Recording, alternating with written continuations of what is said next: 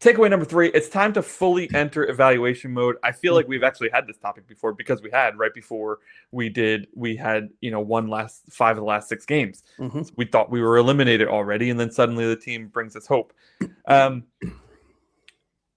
Evaluation mode. Let's just remind people what that is. That means, let's play some of the younger guys a little more often. Let's see what we have in our backup quarterback, maybe. Let's see what we have in our backup coach. Oh, wait, we don't have one of those. If we're not learning something new every week from here on out, what are we even doing? We're just wasting time, right? Because you need to know who's staying and who's going at the end of this year.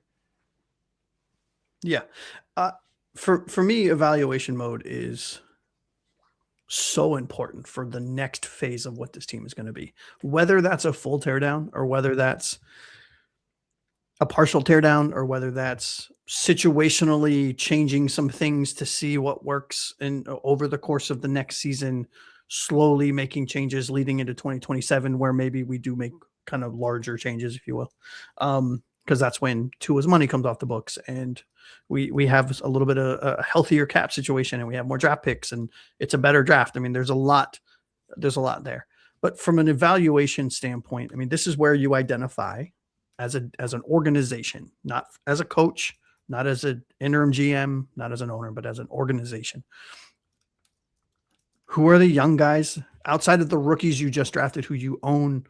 Like, you have them on your books for a set amount of money. They're not going anywhere. Mm-hmm. But who are the young players that you want to re-sign? The ones that are coming up for a contract, who are the players that you want to re-sign? You want to maybe get ahead of the game and re-sign. But most importantly, who are and you've heard it here so many times on this podcast, for those of you that are regulars here, who are the foundational pieces of this team going forward? Who is it? Is it 1? Is it 5? Are there any? I happen to think there are some foundational pieces scattered amongst this team. But this is the time. You legitimately, and this is very, very few teams can say this unless you hit this spot. There's literally nothing to lose except for information. This is kind of where I wish we had a GM already. Yes. Because they could now, after this tough loss, and then they'd probably be evaluating the whole time since they started, right? And whoever comes in is going to take a look at this entire season and evaluate. But I feel like there's nothing like evaluating live. Like, in the moment, how did the team react? Who reacted well? Who reacted poorly? How did the coaching staff handle things? Mm-hmm. And if we had a GM now, he could be there or she could be there, down on the field with the guys, just in the locker room, in the office, like feeling the emotion, mm-hmm. seeing who is in it, who is out of it, whose head is in the game, whose head is out of the game, who's just there for the paycheck, who's there because they truly love what they do, right? And I know that that's like an overrated quality, but in the NFL, like, it is such a grind that you really need to love it, or else you're not as good of a player as you could be. Mm-hmm. And so I agree with everything you said, man. Like, if they're not making moves towards that every single day, not even game, every single day. Yep. What are we doing? And I know there's tons of question marks. We have no idea who of this coaching staff is going to be back.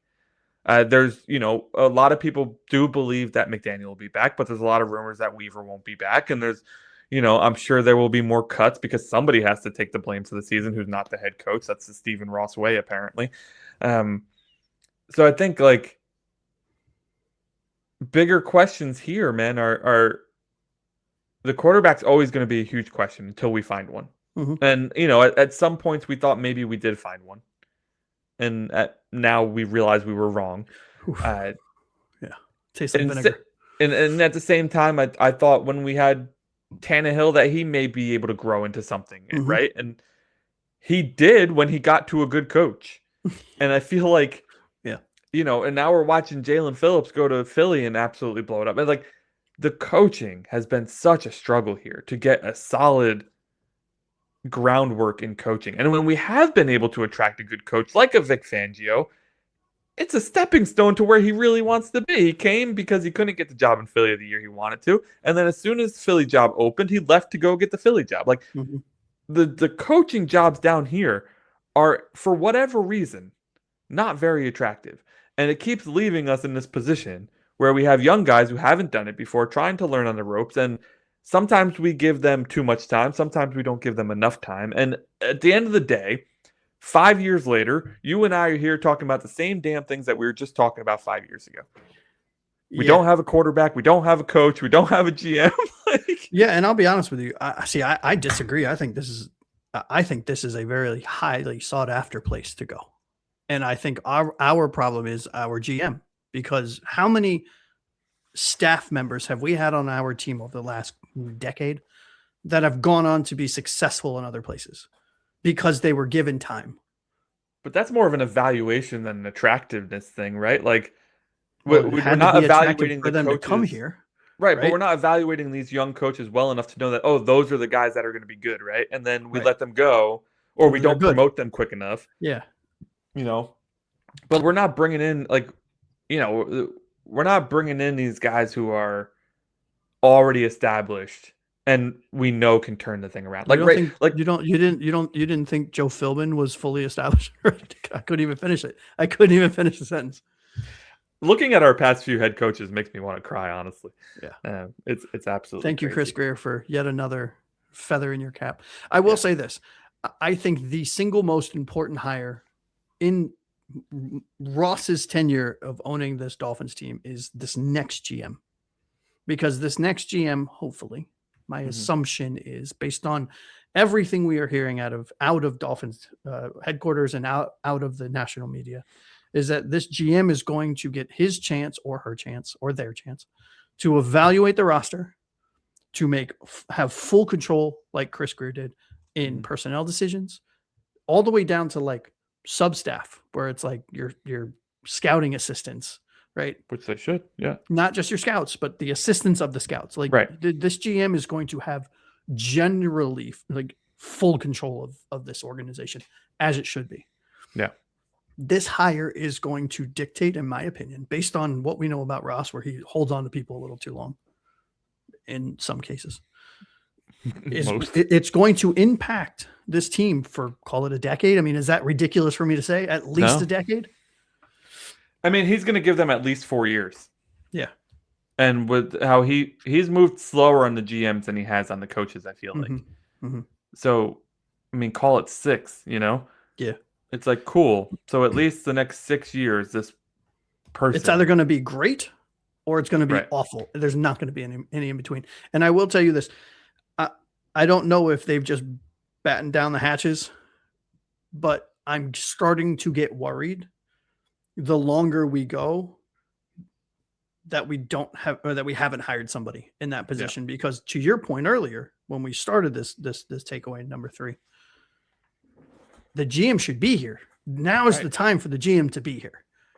Now, I'm not saying that a GM can't come in end of season and, I mean, look, people are smart. They have eyeballs, right? Yeah. They have ears. The things are well documented. So, I mean, it's not some trade secret that Miami sucks at a lot of key positions here. But it would be nice to have a trenched GM, new GM, newly minted, that fresh GM smell. Yeah. To be here to assist with this evaluation, to assist and to drive the evaluation on to help put his or her or their imprints, their fingerprints, their thumbprints, their DNA into how this team is moving forward in the offseason. Because to your point earlier, decisions are going to start being made now. And it all comes down to the quarterback at the end of the day, right? Like, of course it does. I mean, I keep thinking about the situation because me and you were both big fans of the assistant over in Philadelphia, the assistant Howie Roseman. Yep. And the last assistant to Howie Roseman went to the Jets. It was Joe Douglas, right? And I keep thinking of that situation because Joe Douglas absolutely stacked that team, right? Sure did. And he still got fired because he never found a quarterback. But like Garrett Wilson, Breece Hall, Sauce Gardner, all those guys were Joe Douglas.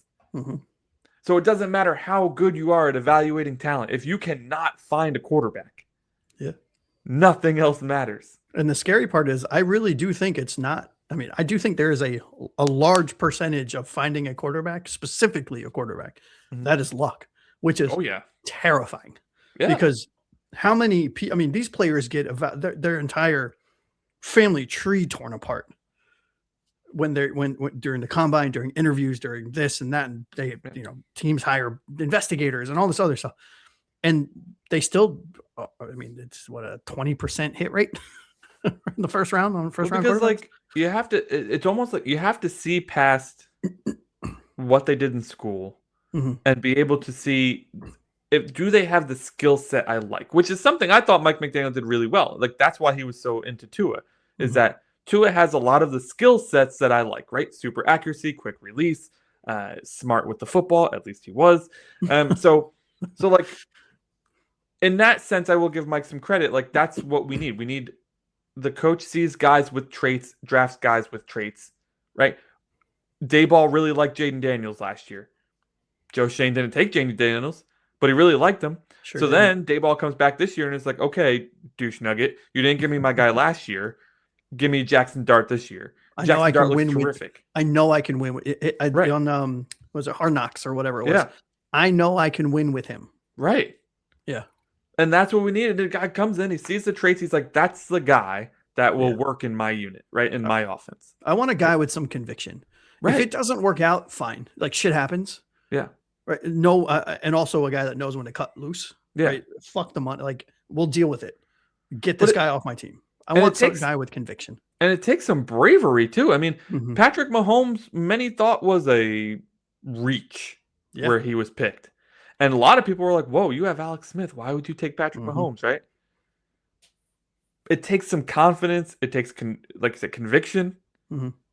Not only from the player, but from the coaching staff, from the GM, that this is the guy that will work. Yep. And move forward. Even Aaron Rodgers. It takes some situational awareness. There you go. my buddy, he's like one of those guys who's super like aggressive with his commentary. He's like, how stupid could you be not to know? Blah blah blah. He loves the guys who come into the NFL as like highly touted, but he thinks they're shit, and then they end up turning their thing around. He talks about Aaron Rodgers all the time. He's like, that guy was not the guy at Cal. No. Like that guy who's playing now, who has a Hall of Fame career, who has been MVP 3 times. That was not that guy at Cal. He was Mike McCarthy. That was Mike McCarthy's guy, and he coached him up. He taught him how to play. Yeah, and that's what we need.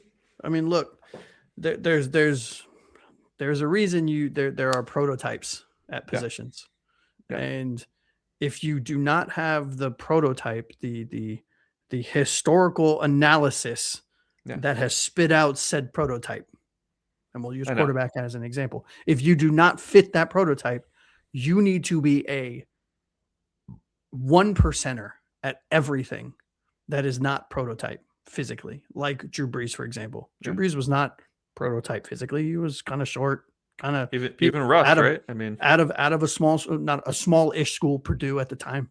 Yeah, Russ, right, coming out of Nebraska. Or was it? Nebraska, I think it was. I thought it was it Wisconsin? Wisconsin. Well, Wisconsin. Yeah. Thank you, Nebraska. Jesus. But they were cerebral, and they were accurate, and they honed what they were good at. But you know what the league did after the Russ situation? Because Russ fell to the 3rd round, right? And the league overcorrected, right? Yeah, and then they're like, oh, you don't really need to be a prototype because Russ did it. It's like, no. Russ is the exception, not the rule. Yeah, one thing that drives me nuts is when people are like, well, just go find a Patrick Mahomes. Oh, okay. You're talking about the best quarterback in the last 15 years. NBD. 10 years. Yeah. NBD. All right, last thing I have on this, it's we're talking takeaway number 3 is evaluation mode, going into evaluation mode. And I really want to hear from the chat on this one too, because we've been talking about it all damn day. I need your guys' opinions, so get your keys ready. Get your little fingies ready. Type. What the hell are you doing with Tua, man? What are you doing with Tua? We got 3 games left. Me? What do you want to see done? Are you asking me or at the quarterback position? I'm asking the chat and you. Okay, me, I would have benched him 6 weeks ago. But no. I think all joking aside, there is no reason for him to see the field. Like there is no upside to having him on the field. Zero. No. Because he's going to negatively impact player evaluation at other positions because he can't fucking play the position. You have 2 other players that I don't think are starters on this team, and on any team in the NFL, but that are quality backups. So let's see, because there is nothing to lose. Yeah. Let's see what they have. Let's see what Wilson has. Is he someone that we want back as a backup next year? Is Quinn Ewers someone that we can actually put trust in as a QB2 in this league? Yeah. We don't fucking know, because they've only had 10 snaps between the two of them. I would have benched him after he tried to throw the game against Washington. No, well, he can't throw. So. Exactly. I mean, our defense was doing everything in its power to win that game, and he was actively trying to throw it away. Mm-hmm. I mean, it was borderline like FBI investigation is how bad he played in that game. Nope. And then why not make a change? You have a bye week coming after that, and then New Orleans and the Jets. Well, that's what we said. We said it on the show. Right. We're going to make a change. Now is the time. What better time to make a change? My grandmother could have beat New Orleans and the Jets.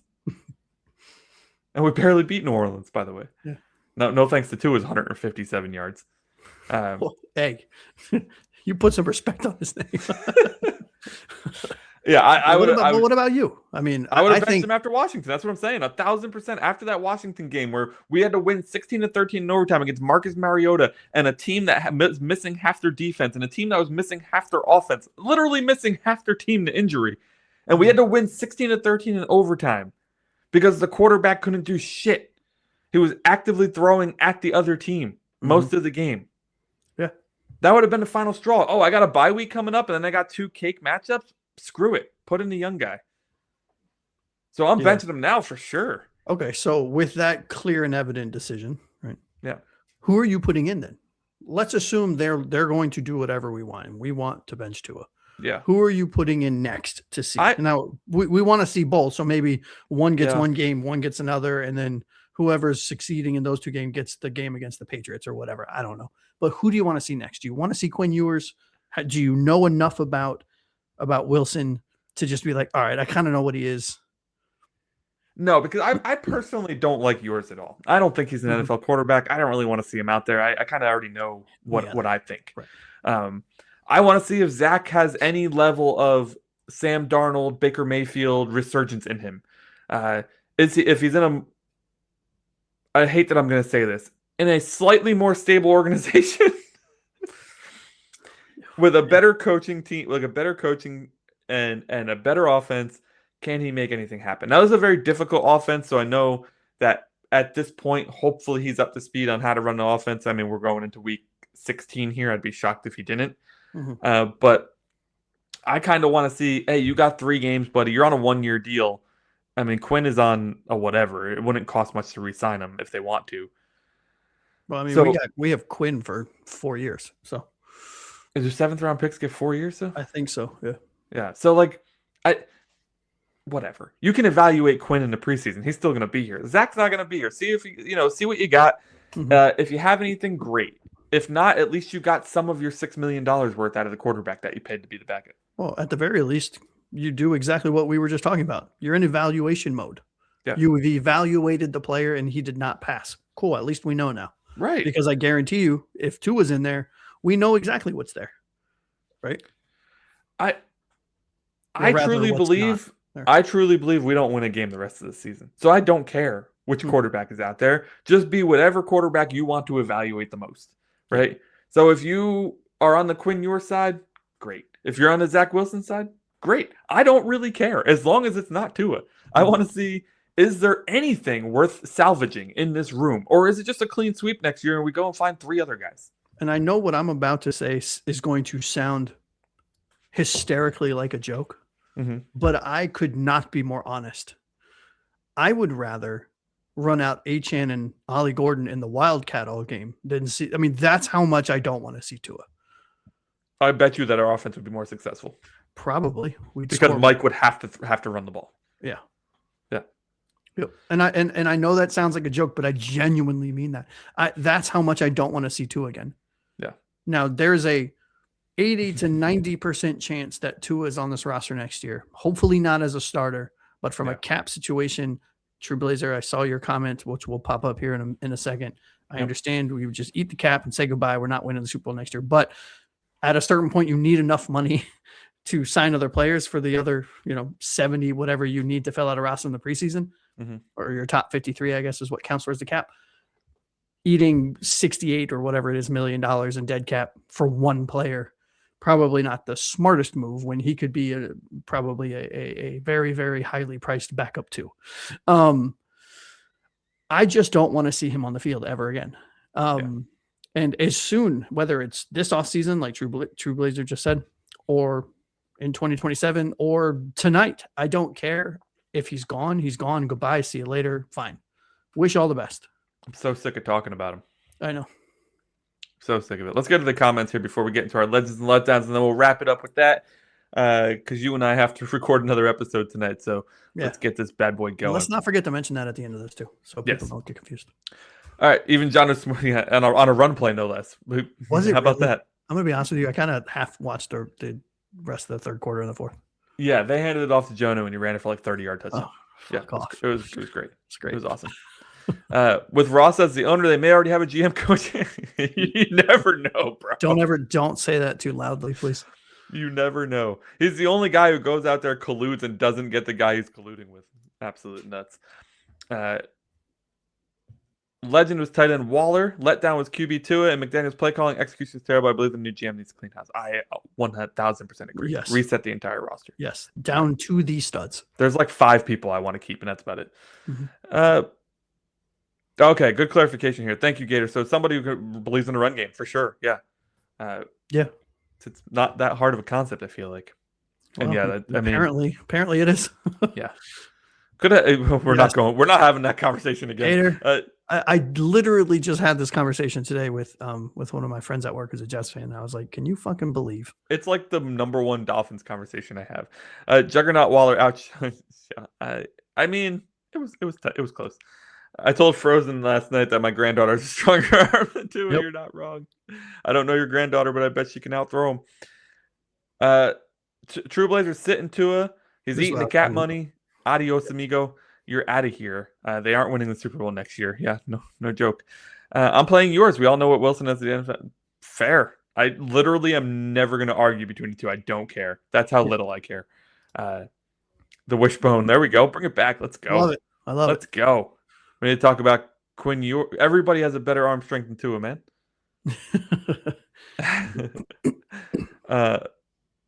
Yeah, so our franchise has some serious existential issues to deal with going forward, not just Tua's contract. Some refuse to see the forest from the trees. You're not wrong, dude. Like that we have a group text with Frozen and stuff, and Josh asked us today. It seems like everybody's going to be cleaned out except for Mike McDaniel. Are we okay with that? My answer was immediately no. Like, I am so sick of half-ass rebuilds. Like, if you're going to get rid of everybody, get rid of everybody. I am so tired of being like, oh, we're going to keep the GM, but get rid of the coach. Or we're going to keep the coach and get rid of the GM. Like, can I please make an asterisk to that comment so people don't think I'm batshit crazy with asking those kind of questions? My question was more towards, if we hire a GM and the new GM of this team evaluates the roster and decides that Mike McDaniel is who he wants as his head coach, the new GM that we all get excited about because he's Howie Roseman's right-hand man, who I'm praying to God we select. Would you be okay with it? Even if it's a 1 year, let's see what he does with a better quarterback. That was kind of the premise of my question. Yeah, but mine was shorter and sweeter, and the people loved it better. So we're moving on. Happy Evelyn, welcome back to the show. Clearly, the Finns will stink as long as Ross is the owner. You know, I'm starting to believe you on this one here. I'm a Ross. Me and Ross, I have soured on Stephen Ross this year. I think the handling of all of this has been done very poorly. You can spend all the money you want, bud, but you're never going to win if you can't commit. Half measures the Miami Dolphins formula. There it is. That's the problem. That's the Stephen Ross problem right there. Should be our not our motto. Our slogan. Thank you. Yeah, there we go.